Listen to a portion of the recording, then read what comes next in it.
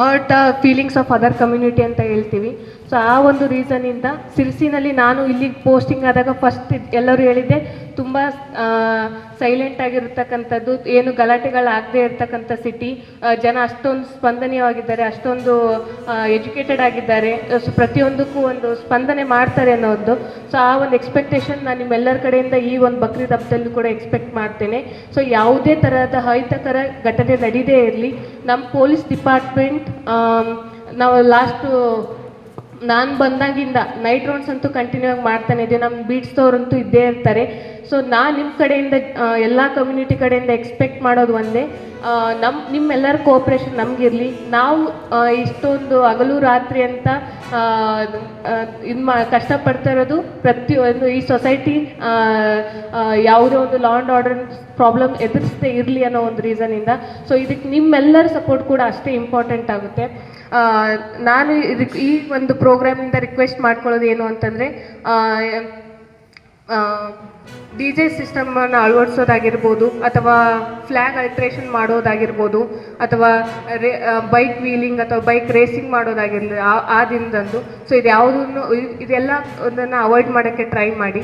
Unwanted messages ಆಗಿರ್ಬೋದು, ಪ್ರಚೋದನಕಾರಿ ಮೆಸೇಜಸ್ಗಳನ್ನು ಹಾಕೋದಾಗಲಿ, ಇದನ್ನೆಲ್ಲ ಅವಾಯ್ಡ್ ಮಾಡಿ. ಇದನ್ನೆಲ್ಲ ಹಾಕಿದರೆ ಲೀಗಲಿ ನಾವೇನು ಆ್ಯಕ್ಷನ್ ತೊಗೊಳ್ಬೇಕು ಅದು ನಮ್ಮ ಕಡೆಯಿಂದ ಡೆಫಿನೆಟ್ಲಿ ಆಗೇ ಆಗುತ್ತೆ ಅಂತ ಹೇಳೋಕ್ಕೆ ಇಷ್ಟಪಡ್ತೀನಿ. ಸೊ ಲಾಸ್ಟಲ್ಲಿ ಹೇಳೋದು ಅಂತಂದರೆ, ಆಲ್ರೆಡಿ ಲಾಸ್ಟ್ ನಾನು ಬಂದ್ಮೇಲೆ ಕೇಳಿದೆ ಯಾವುದಾದ್ರು ಆ ಥರ ಇನ್ಸಿಡೆಂಟ್ಸ್ ಆಗಿದೆ ಲಾಸ್ಟ್ 2 ಇಯರ್ಸಲ್ಲಿ ಅಂತ ಹೇಳ್ಬಿಟ್ಟು. ಗರಾಜಿ ರಿಪೀಟ್ ಆಗದೇ ಇರಲಿ, ಪೀಸ್ಫುಲ್ಲಾಗಿ ಈ ಸೆಲೆಬ್ರೇಷನ್ನ ಮಾಡೋಣ. ಇದೊಂದು ಹಬ್ಬ ಎಲ್ಲರಿಗೂ ಖುಷಿಯನ್ನು ಕೊಡಲಿ ಅಂತ ಹೇಳಿ ಇಷ್ಟಪಡ್ತೇನೆ. So thank you so much for your cooperation coming over here. ಕೇಸನ್ನು ದಾಖಲು ಮಾಡಿದ್ರು. ಮುನ್ನಪ್ಪ ನನಗೆ ಅವರೇ ಬಂದು ಒಂದು ಕೇಸನ್ನು ದಾಖಲು ಮಾಡಿಕೊಟ್ಟಿದ್ದಾರೆ. ನಿಮ್ಮೊಂದು ಇನ್ನೊಂದು ಗೊತ್ತಿರಲಿ, ನಾನು ಮುಸ್ಲಿಂ ಸಮಾಜದ ಸುಮಾರು ಜನರ ಜೊತೆ ಪರಿಚಯ ಇದ್ದೀನಿ, ಸುಮಾರು ಜೊತೆ ನಾನು ಅವ್ರ ವಿಶ್ವಾಸಕ್ಕೆ ತೊಗೊಂಡು ಮಾಡಿದ್ದೀನಿ. ಹೆಂಗಿದೆ ಅಂದರೆ, ಯಾವುದೇ ಮುಸ್ಲಿಂ ಬಾಂಧವರು ಕಳ್ಳತನ ಮಾಡಿದಂಥ ಕುರ್ಬಾನಿ ಇಡೋದಿಲ್ಲ. ಈ ಸತ್ಯವಾಗಿ ಮಾತಾನೆ. ಹೌದು ಸರ್. ಯಾಕಂದರೆ ಅವರು ಕಳ್ಳತನ ಮಾಡಿದ ಕುರ್ಬಾನಿ ಇಡೋದಿಲ್ಲ ಮತ್ತು ಅದನ್ನು ತಿನ್ನೋದು ಇಲ್ಲ ಅವರು. ಯಾಕಂದರೆ ಇದು ಅವರ ಧರ್ಮದ ಒಂದು ದುಡಿದೇ ತಿನ್ನಬೇಕು ಅನ್ನೋ ಒಂದು ವಿಶ್ವಾಸ ಇದೆ, ತಮಗಂತದೆಲ್ಲ ಗೊತ್ತಿದೆ. ಹೀಗಾಗಿ ಕಳ್ಳತನ ಮಾಡ್ತಾಯಿದ್ರು ಯಾರು ಅನ್ನೋದು ಗೊತ್ತಿಲ್ಲ. ಆದರೆ ಇವರು ಇದೇ ಧರ್ಮದವ್ರದ್ದು ನನಗೆ ಹೇಳೋಕ್ಕಾಗೋದಿಲ್ಲ. ಮತ್ತೆ ನಮ್ಮ ಸತತ ಪ್ರಯತ್ನ ಅಂತ ಮಾಡ್ತಾ ಇದ್ದೀವಿ. ಅದಕ್ಕೆ ಏನು ಸೂಕ್ತ ಕ್ರಮ ತಗೋಬೇಕಂದ್ರೆ ಎಲ್ಲ ಕಡೆ ಈಗ ಮಾಡಿದ್ದೀವಿ.